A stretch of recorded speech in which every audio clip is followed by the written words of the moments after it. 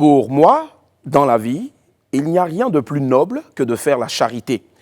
Aider son prochain sans rien avoir, sans rien attendre en retour, juste pour le plaisir de tendre la main à un autre être humain.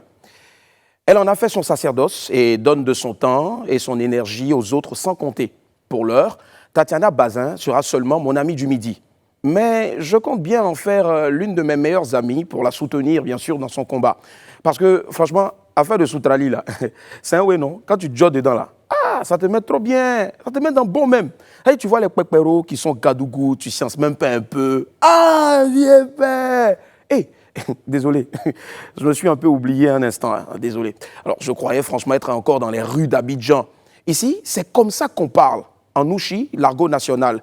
Où se cache donc le bon français sur les bords de la lagune ébriée? C'est une mission pour le reporter masqué. À la recherche du bon français à Abidjan, c'est la question du wanti du jour. En attendant d'ouvrir bien sûr les manuels pour bosser les règles de grammaire, je vous rappelle qu'il est midi.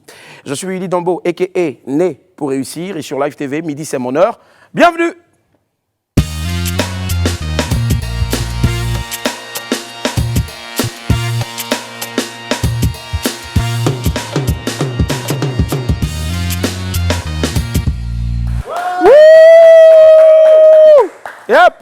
Yep, j'ai rien entendu, je veux encore plus de bruit. Yep, bonjour. Quel plaisir de vous retrouver ici, en tout cas. Allez, Buzz, Clash, Info People, ce qu'il faut savoir pour être à la page, c'est maintenant dans l'Info Buzz.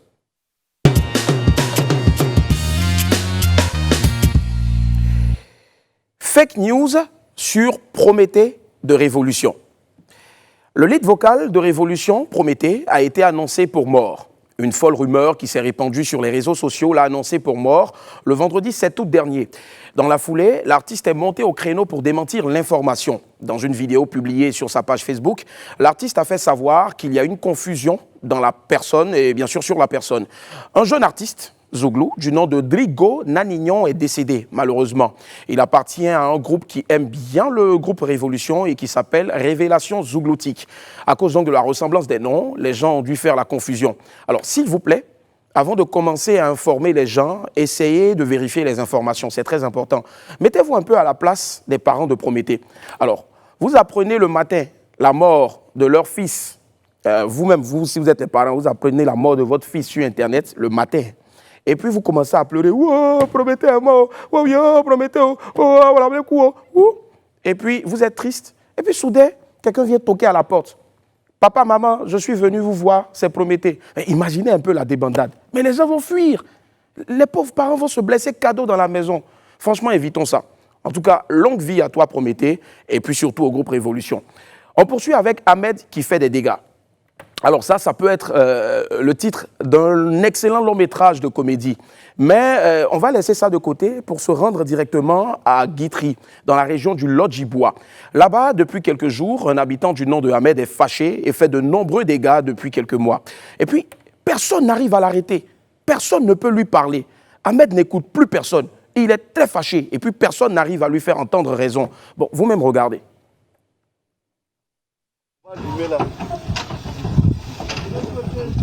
Il y a fait 3 jours, il va faire 3 jours. Il a fait jusqu'à 3 jours. Vous savez, oui.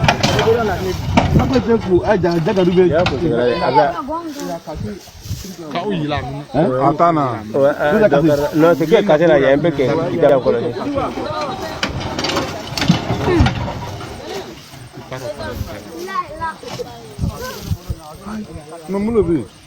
Ok.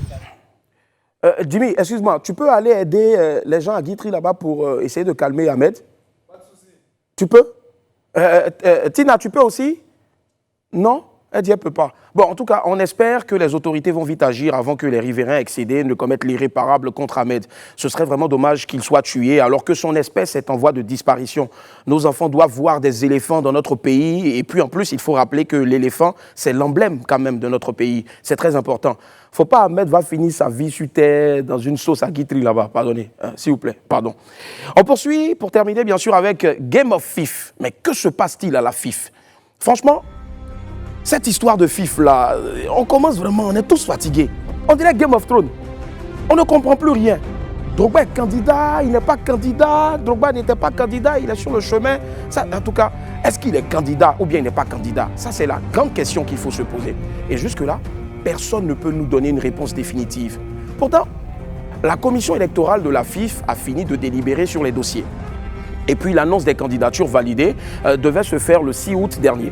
Mais on nous dit qu'à cause du message à la nation du président de la République, cette annonce a été reportée au samedi 8 août. Samedi, on n'a rien entendu. Dimanche, bon. En tout cas, comme personne ne travaille dimanche, bon. Hier lundi, on n'a rien entendu non plus. Mais il y a des rumeurs qui courent. Alors au début, on disait que la candidature de Drogba n'avait pas été validée. Ensuite, on dit que ça a été validé. Hier, sur sa page, précisément Facebook, Kopa Barry, l'ancien gardien des éléphants, a annoncé avoir reçu le message de Didier Drogba. Le message est le suivant. Bonjour bro, on est officiellement validé pour la candidature à la FIF. Donc la publication a suscité la joie des Drogbaphiles. Même dans ce studio, les Drogbaphiles ont commencé à crier « Drogba! Drogba! Drogba !» Ça dit, même si tout le monde attend toujours la déclaration officielle de la commission électorale, ça vraiment, tout le monde attend ça. Parce qu'on nous a dit que la date limite, c'est aujourd'hui.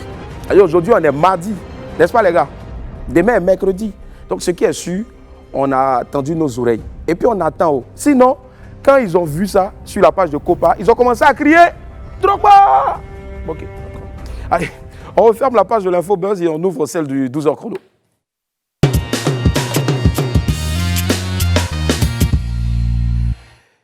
Et si nos balades en voiture se transformaient en séances de cinéma? C'est la belle proposition que vous fait une structure qui lance le premier cinéparc à Abidjan. La séance de lancement a eu lieu le samedi dernier à Abidjan Mall et ceux qui étaient présents ont visiblement apprécié l'expérience. Demandez à notre Apouchou sans filtre, il vous dira. C'est maintenant dans le 12h chrono. Cette nuit, le parking d'Abidjan Mall connaît une animation particulière. Une soixantaine de véhicules sont stationnés. Tous les automobilistes ici ne sont pas venus pour faire des achats nocturnes, plutôt pour regarder un film. En l'espace d'un soir, le parking d'Abidjan Mall se métamorphose en salle de cinéma à ciel ouvert.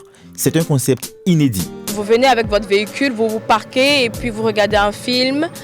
La différence du cinéma classique, c'est qu'avec le cinéparc, on peut partager dans la voiture de la nourriture, de la boisson. On peut se mettre à son aise. Il y avait la Covid, on était tous confinés. Et un petit peu partout dans le monde, le cinéparc a revu le jour. Et on s'est dit pourquoi pas le faire ici à Abidjan. À l'affiche, Ligne 19, un film ivoirien tiré d'une histoire vraie. Ce film retrace la tragique journée du 5 août 2011 où un bus de la Sotra tombe dans la lagune ébriée. Confortablement installés dans leur véhicule, les téléspectateurs apprécient le moment. Tout le monde est concentré, vu que c'est quand même un film qui est quand même touchant. Tout le monde a vécu un peu ça à la télé, d'autres ont perdu des parents dedans. Donc, en tout cas, le mien, c'est quand même au beau fixe.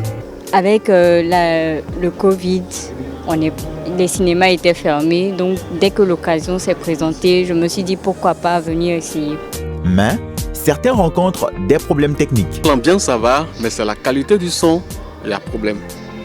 On espère que le son va passer. Plus on avait fait savoir que le son devait passer à partir de la radio. Mais bon, voilà, ça a été, je ne sais pas s'il faut dire un échec. À la logistique, pas de repos. Il faut satisfaire tout le monde. Les commandes de collation sont réceptionnées par téléphone avant d'être traitées. Le popcorn, s'il vous plaît, envoyez un message, laissez un message. Pour faire comme dans les cinémas classiques, popcorn et sucreries sont servis aux participants par des serveurs en roller. Ce concept de cinéma en voiture existe dans des pays comme la France. Aux États-Unis, certains fidèles suivent même le culte dans leur voiture. En cette période de Corona, le concept de cinéparc est idéal pour regarder un film en évitant de se faire contaminer. En tout cas, bravo, bravo, bravo pour cette belle initiative-là. Vive le cinéma africain, vive le cinéma ivoirien. Et puis, surtout, n'oubliez pas, c'est vrai qu'il y a le cinéparc d'Abidjan, mais les salles de cinéma aussi en Côte d'Ivoire sont ouvertes. Mon ami d'aujourd'hui a le cœur sur la main et a décidé d'aider les jeunes filles et les femmes africaines dans le besoin à obtenir des produits d'hygiène. Tatiana Bazin est notre amie du midi. Bonjour Tati. C'est bon, ici maintenant à cause de Corona en fait. Voilà. Ouh. Allez Tati, on va s'asseoir. Merci. Tatiana, Tatiana, généralement on dit quoi? Tatiana, Tati. On dit Tati, hein. Tati. Mais Tatiana, c'est bien. Tatiana, c'est bon, d'accord, ça marche. Franchement, les gars, j'adore ce métier-là parce que c'est pour tous, c'est des privilèges, quoi. Vraiment, si j'étais à la maison, dans le bureau, tu vois, il n'y a rien. Tatiana Bazin est avec moi, les gars. Merci. Tous des jaloux. Le gars, même, il est venu s'asseoir là-bas. Hey, Tatiana est là aujourd'hui. Comment ça va? Très bien. Très bien. Alors, avant de commencer l'émission, il y a beaucoup de personnes ici. Moi, je te suis sur Instagram et autres, et sur les réseaux. Hein. Mais il y a beaucoup. Attends, Evan Bazin, Tabaski est fini. C'est quoi? Non, faut arrêter avec ça. Vraiment, c'est quoi ces clichés-là? C'est quoi ces clichés-là? Alors, qui est Tatiana Bazin? Alors, bah, je suis une entrepreneur. Je tairai mon âge quand même. Ouais, voilà. Donc, je suis spécialisée dans le cosmétique capillaire depuis maintenant 10 ans. Cosmétique capillaire. Capillaire, et attention. tu aides à pousser cheveux ou Voilà, on aide à pousser les cheveux. On rend les femmes confiantes à travers des produits cosmétiques capillaires. On sait que beaucoup de femmes... Oui, bon, pour l'instant, on va se concentrer sur les femmes. Hein. Ok, d'accord. Beaucoup de femmes manquent de confiance à travers leurs cheveux. On va les aider. On a des processus, on a des programmes, on a des produits, on a des traitements qui leur permettent de se sentir vraiment belles avec leurs cheveux. D'accord. Et d'où est partie cette idée-là, au fait, d'aider les femmes à se sentir belles avec leurs cheveux? Il y en a beaucoup, à force de tirer avec mèche, ici, là, mais voilà, tu vois, on connaît. Alopécie. C'est ça. Tu connais bien. Je connais un peu parce qu'il y a beaucoup de ça. Donc, non, c'est venu d'un besoin personnel. Okay. Je ne trouvais pas de produit qui correspondait à mes cheveux, en tout cas qui pouvait répondre à un besoin personnel.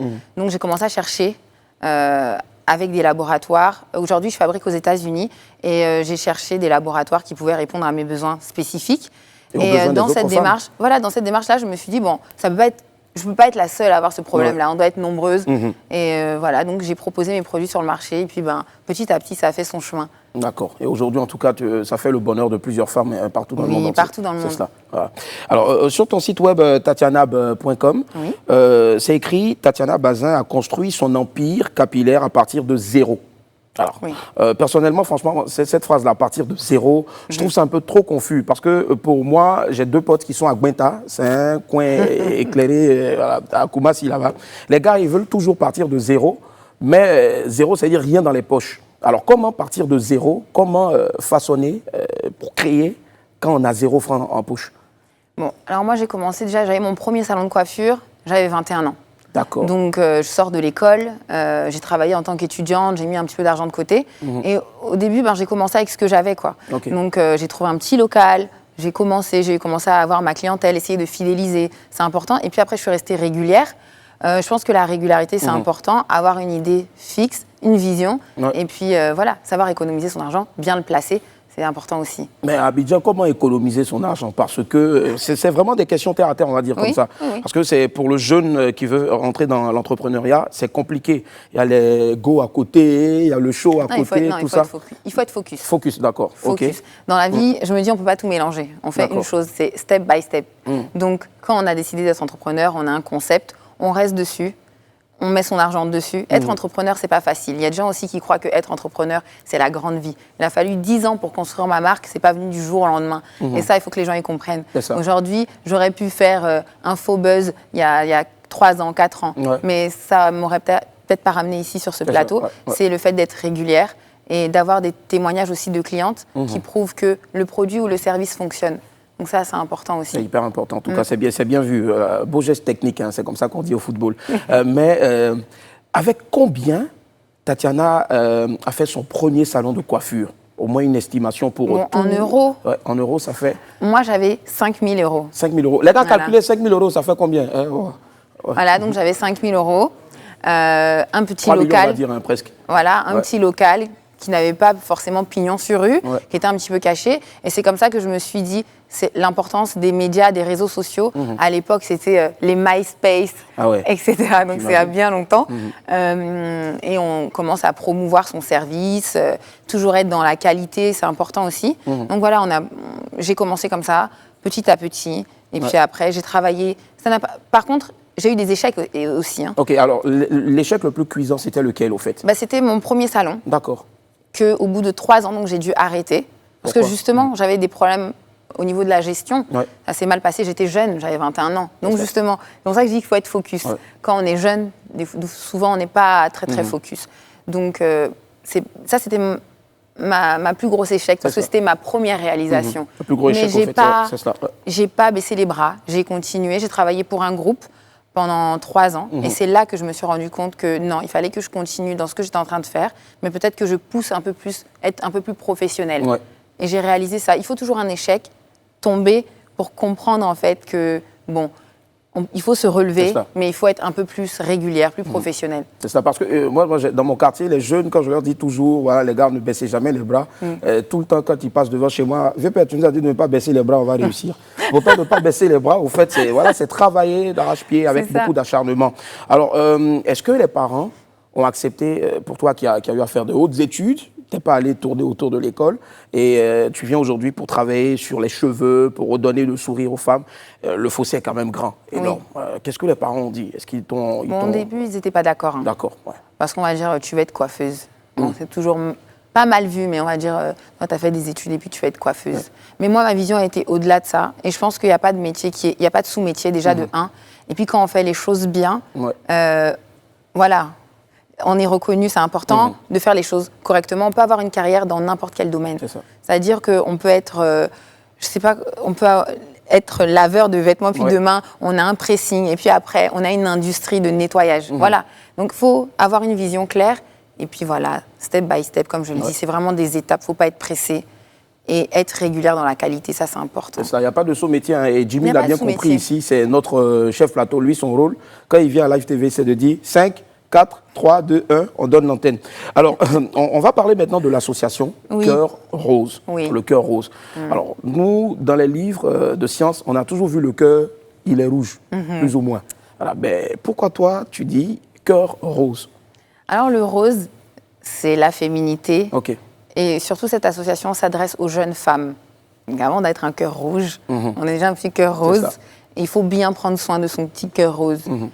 Et en fait, toutes les associations caritatives, même auxquelles j'ai participé en tant que bénévole, c'était sur des dons alimentaires.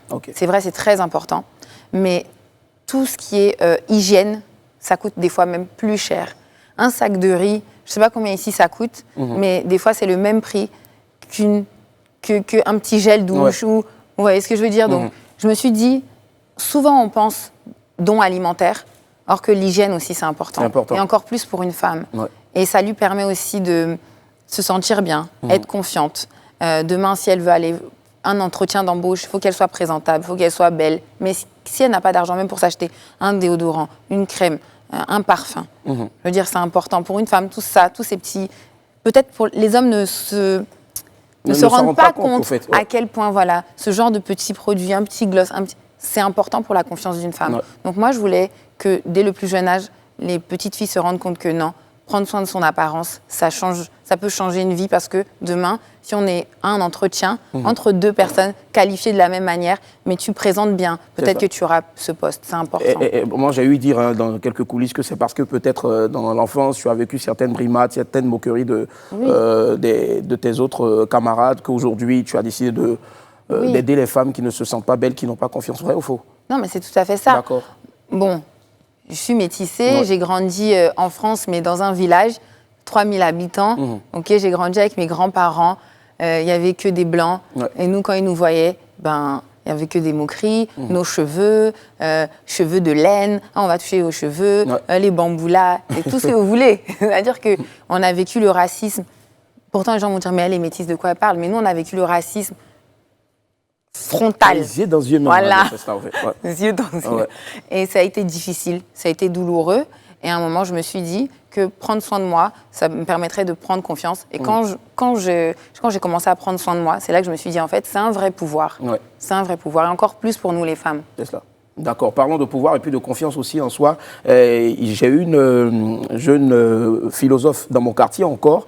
Je salue tous les habitants de mon quartier. Le quartier, là, est... franchement, il nous suit tous en ce moment. Elle a dit qu'une femme, pour se faire confiance, pour avoir confiance en elle, doit se faire draguer au moins par 5 personnes dans la journée. Vrai ou faux? Non, il faut qu'elle-même, elle se drague. Elle se drague, c'est ça. Elle-même. Et toi, 5 fois par jour, elle se drague. Et comment une femme arrive à se draguer elle-même? Déjà, le matin... elle se lève un peu plus tôt, et puis elle prend soin d'elle, elle sait que là, elle est confiante. Ouais. Elle n'a pas besoin du regard des autres, ça compte pas. Pour moi, ça n'a jamais compté. Ouais. Ça n'a jamais compté. Je cours pas après ni les followers, ni les gens, ni des remarques, ni des compliments. Moi-même, je me complimente, ça me fait du bien et ça me permet d'accomplir en fait mes objectifs et de les réussir. C'est ça. Moi, j'ai jamais vu une déesse quelconque de la beauté, mais je pense aujourd'hui que si on me pose la question de savoir est-ce que tu as déjà vu la déesse de la beauté, je vais dire oui, je la vois, elle est en ce moment sur mon plateau et c'est Tatiana Bazin, voilà, avec moi aujourd'hui. Allez, tu fais des dons à travers donc l'association Cœur Rose, mais c'est pas s'il y a des personnes. C'est un appel à... Il y a plusieurs personnes qui... Comment ça se passe déjà? Alors nous, on a déjà fait donc, une récolte le 8 mars à Paris, donc le jour de la journée de la femme. On a récolté en tout, sur plusieurs jours, plus de 350 trousses qu'on a fait venir ici, donc garnies. La valeur d'une trousse est environ de 20-25 €. Donc autant dire qu'elles sont bien garnies. Il y a quoi dans la trousse? Voilà, il y a un petit peu tout. Ça va du dentifrice, de la brosse à dents, jusqu'au parfum. Ah, ça, c'est bon. Ouais. Voilà, jusqu'au... brosse à dents, parce que... jusqu'au parfum, crème pour le corps, produits d'hygiène intime. Ça, c'est important, tout ce qui est produits hygiéniques, etc. Donc, c'est assez bien garni. D'accord. Je pense que nous, on a des pirates, mais dans le bon sens. Ils sont allés pirater donc, des photos sur tes pages, sur les réseaux. Je pense qu'on a quand même une réception en images de plusieurs dons. On va regarder ça maintenant.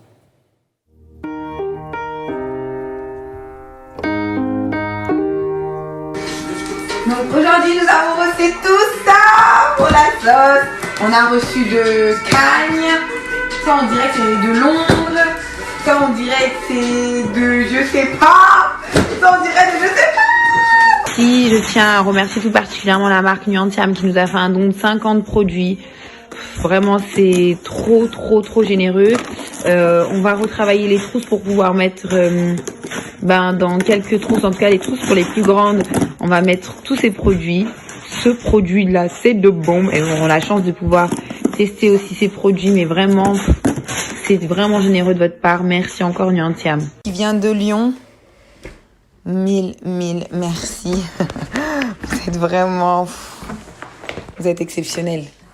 Voilà tout ce que l'on a récolté, toutes ces trousses-là. Alors, Tatiana, on a senti tout à l'heure vraiment cette immense joie de recevoir. Ça paraît anodin, recevoir autant de produits pour s'embellir. Mais qu'est-ce qu'on ressent quand on reçoit autant de produits? Ça, c'est la question vraiment basique. Déjà, on est ému. Ému, d'accord. Parce qu'on se dit que l'appel touche plusieurs... L'appel, c'est fait sur les réseaux? C'est fait sur les réseaux sociaux. Hein. Moi, c'est que Internet, Instagram, etc. Je suis fan de toutes ces petites technologies. Moi, je dors dessus. Donc, l'appel s'est fait là-bas. Et c'est émouvant de voir qu'il y a des trousses qui viennent de Dublin, de Londres, d'Espagne, d'Italie. Et franchement, ça m'a touchée. Et c'est le premier ressenti, c'est ça. On est ému. D'accord, il y aura forcément des trousses qui vont partir aussi bientôt de Live TV, il y en a beaucoup ici. Je fais un gros coucou à Sophie Aïda, voilà, et je suis sûr qu'elle va forcément un jour donner au moins 1000 trousses. Est-ce qu'il y a déjà des représentations de l'association Cœur Rose dans certains pays africains ou... Non, pas encore. Là, on est vraiment sur... que ce soit la marque ou l'association, on est vraiment sur l'expansion en Afrique. Là, vraiment, c'est le projet pour 2020-2021. On a fait nos preuves à Paris et je pense que maintenant, il est temps de venir sur le continent et voilà, de mettre au service nos produits, notre association, faire bénéficier le Cœur Rose. Voilà, c'est important. D'accord, je pense qu'en tout cas, c'est bien ça à saluer parce que c'est fait aussi avec le cœur, forcément. Mais beaucoup de personnes vont se poser la question de savoir, mais oui, de là où on est, qui suivons en ce moment à la télé Tatiana Bazin, comment est-ce qu'on peut, nous en tant que femmes, qui n'avons pas la possibilité de nous offrir au moins, ne serait-ce même qu'un gloss, comment est-ce qu'on peut en bénéficier?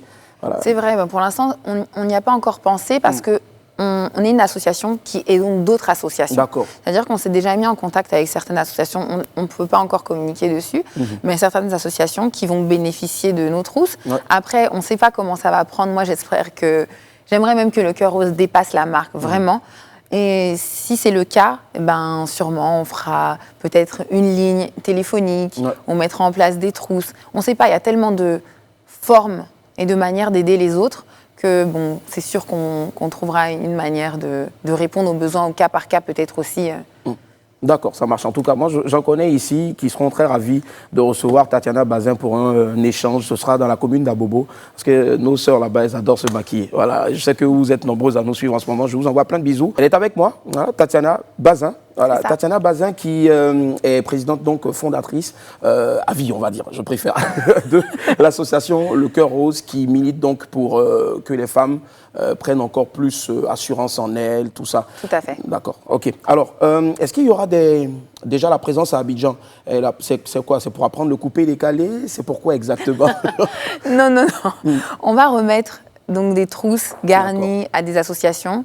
Là, il y a une remise qui est prévue le 24. 24. Normalement, c'est le 23 et le 24, mais je vais parler plus précisément du 24. Ça me tient à cœur parce que ça se passe à l'orphelinat de Dabou. Ma grand-mère est de Dabou. Moi, toutes mes vacances, chaque été, j'étais à Dabou. À Dabou. Donc, il y a même une chanson, allons à Dabou, Dabou. Avec son façon. Moi, j'ai une autre chanson en tête, mais on en reparlera après. Ah ouais, d'accord, ça marche. Donc bientôt le futur. Takati, non? Mais, j'ai cette chanson en tête, moi, depuis tout à l'heure. Okay, ouais. Mais aussi, non, on va revenir aux choses sérieuses. Mais oui, effectivement, le 24 août, ça se passe donc à Dabou, à l'orphelinat de Dabou, à partir de 14h30. Ok. Donc voilà, une grande remise, un goûter pour les enfants de l'orphelinat et d'autres. Il y a une association qui s'appelle Green Life. Ce sont. C'est quoi, la vie en vert ou Voilà, en fait, ils nettoient un peu la ville et on va les remercier. On va remercier ces enfants-là qui font ça régulièrement en leur remettant des trousses. D'accord. Je pense que c'est bien vu en tout cas. On va y revenir tout à l'heure d'ici à la fin de cette émission. Donc on note bien le 24. Ça, c'est dans ton agenda. C'est ça. Mais moi aussi, il y a des événements à venir, des potins, des rendez-vous importants. C'est maintenant aussi dans mon agenda, l'agenda de Willy.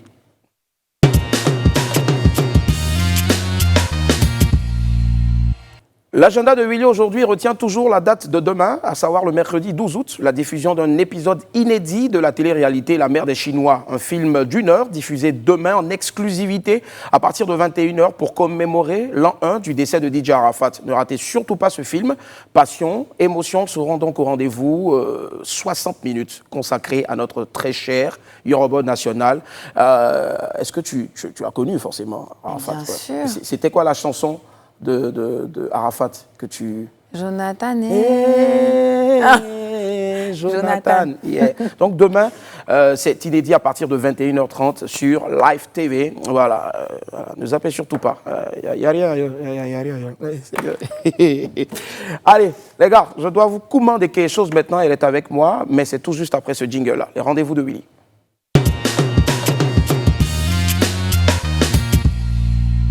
Alors, vous savez que Willy à midi, c'est un ouais, c'est trop pata, le plateau est zo dans le carton, les discours sont en tas, tous les jours on s'enchaîne ici en bonyi. N'est-ce pas le bonyi? Voilà. Et puis à Foy, il y a un zoa, ouais. Et il y a Foy dans les verres là-bas, vous avez tous les attatiers, Alors, traduction, les amis, je dois vous dire quelque chose. Willy à midi, c'est une belle émission. Voilà, ça c'est vous qui le dites. Le plateau est magnifique. Tous les jours, on prend du bon temps ensemble et puis tout se passe bien. Français de Côte d'Ivoire, en tout cas, versus bon français de France. Déjà en France, tu vis. Est-ce que là-bas, il y a un argot aussi, non? Oui, il y a des argots. Ouais. Les wesh. Tout ça. Ouais, c'est ça, wesh. Je suis dans le 9-3. Ouais. Alors, on va voir ici maintenant qui parle le bon français en Côte d'Ivoire. Suivons ensemble Henri Dianyamé à la recherche du bon français. C'est le Wanti du jour. C'est comment le bon je suis encore calé dans les gloglots d'Abidjan pour une nouvelle enquête. Aujourd'hui, je suis en tas, donc ça allait chap. Ah non, allez pour la capitale. On se calme. Là, je viens de parler en nouchi, l'argot ivoirien. C'est d'ailleurs à cause de ce langage qu'il est dit que l'ivoirien ne parle plus le bon français. Qu'en est-il vraiment? Est-ce vrai? Il doit bien y avoir encore des personnes qui parlent le bon français. Nous allons tenter de les trouver. Mon micro, mon cache-nez et on est bon. Nous sommes à la recherche du bon français. Vous avez tapé la bonne porte. Ah ouais? Alors, on dit que les Ivoiriens ne parlent pas le bon français. Non, là je décline cette offre. C'est une injure contre notre notoriété. Les Ivoiriens parlent le bon français. Ce qu'il faut savoir en fait, dans nos jargons, il y a ce qu'on appelle le noussi. Ce n'est pas justement parce que nous parlons le noussi qu'ils ne parlent pas la langue de Molière. Et nous, s'ils parlent l'épée, et nous, sinon, on parle. Mais lui, il dit pas le bon français. Je veux une phrase en français, mais en langage soutenu. Ma vie est très dure et je suis très ému. C'est bizarre. Moi, je parle le bon français. Montre-nous ça alors. Corona est venu de voir attraper. On dit que ça n'attrape pas les enfants. Moi, ça ne peut pas m'attraper comme ça. Really, nigga? Sinon, je sors avec cache-nez. Quand je mets le cache-nez, il y a un problème. Je ne reste pas bien. Bon français, tu ne vas pas avoir ici. Hein. Parce que moi, c'est mon truc est là. Je ne suis pas parti à l'école. Nous sommes à la recherche du bon français. Tu l'as devant toi? Ah, c'est vous? Oui, c'est moi. Vous parlez le bon français vous? Très bien. Le bon français, il s'exprime de manière courte et avec une élocution parfaite. On n'utilise pas des mots assez gourmands, de gros mots pour les agglutiner, pour faire de longues phrases qui ne signifient rien. Le bon français, il est court, il est limpide. Que dalle. Le nouchi a fait qu'on s'oublie. Donc des fois, on parle mal français. Voilà. Mais vous vous exprimez bien. Oui, je sais que je m'exprime bien, mais des fois, je me laisse aller. Ça veut dire quoi? Le noussi, il est mauvais? Non, au contraire, c'est notre identité. Et c'est pas ça, on nous reconnaît. Est-ce que vous confirmez que les Ivoiriens ne parlent plus le bon français? C'est vrai, parce qu'il y a des mots que vous prononcez aujourd'hui qui n'existaient pas dans les livres. Vous parlez le nouchi aussi? Non, non, non. Moi, je ne parlais pas le noussi. C'est-à-dire l'Ivoirien, il parle bien quand il veut, il parle. Ça dépend de lui. Ça ne dépend que de lui. S'il veut rigoler, il rigole. S'il veut parler bon français, il parle. C'est-à-dire, il sait manier la langue de Molière. Waouh! Bon, c'est le moment qu'elle a. Hein. Vous avez compris, il n'est pas question de faire une comparaison entre le bon français, le nouchi ou le français de Côte d'Ivoire. Non, l'Ivoirien est flexible. Il décide de parler ce qu'il veut. Sur ce, moi je vais faire mes druides. Allons mes petits. Infiniment Henri Diagamé, j'espère que votre assurance tout risque est top parce que je sais qu'un jour, il y a une claque qui va partir là. Merci infiniment, j'adore son taf. Moi je pense que le bon français, il se trouve dans les livres, voilà, oui. Dans les romans. Il faut lire. Il faut lire beaucoup, oui. Ouais, mais est-ce que tu peux nous dire quelques mots en nouchi? Possible? On dit? Ouais. La goula avec pata. Ouais. C'est nouchi? C'est nouchi que. Ou bien? Ouais, c'est dit que la goula est zo. Mais pays, c'est moi, sérieux, ici, fan de toi. Hein. Et puis on répond quoi? Faut dire, ah, toi aussi, il faut laisser te donner mon number.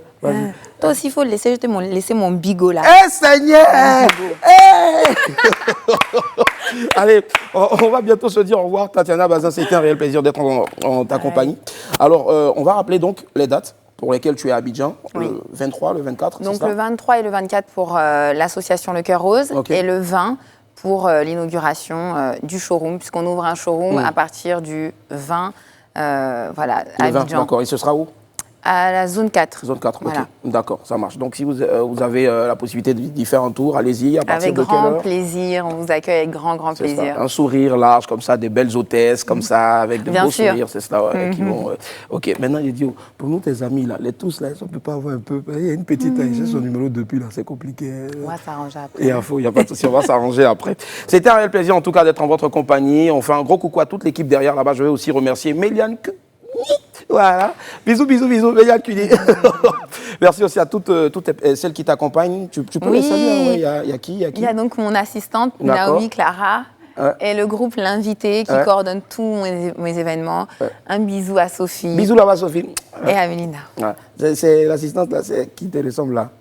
Faut la laisser. Hein. Elle est jeune, c'est ma petite sœur. Moi aussi, je suis jeune. Allez, viens, on a ce son là. Tu sais que demain, on va commémorer donc l'an 1 du départ d'Arafat.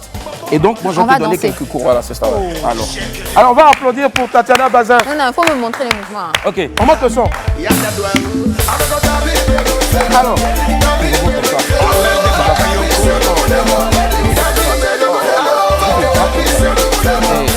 comme ça encore.